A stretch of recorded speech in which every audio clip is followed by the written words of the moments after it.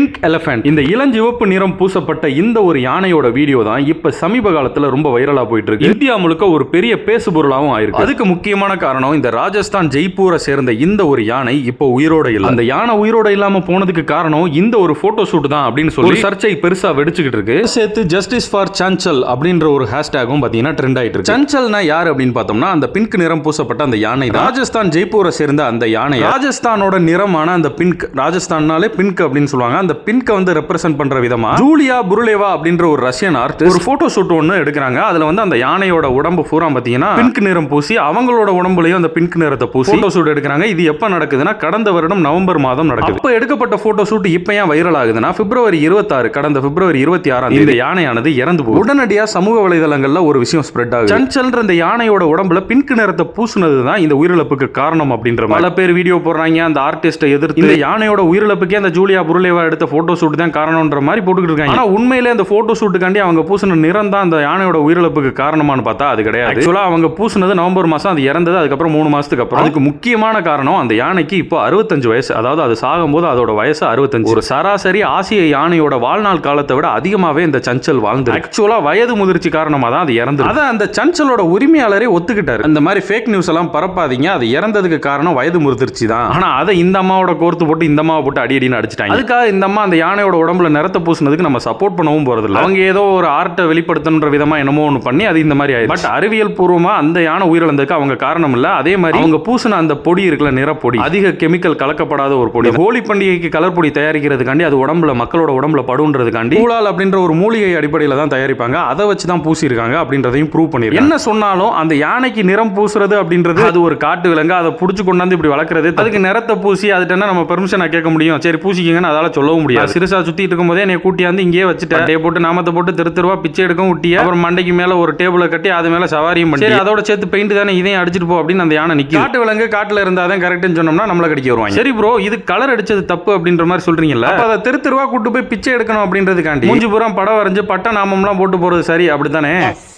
Yes, that is, we have to say it with authority. Yes, அப்படிதான்.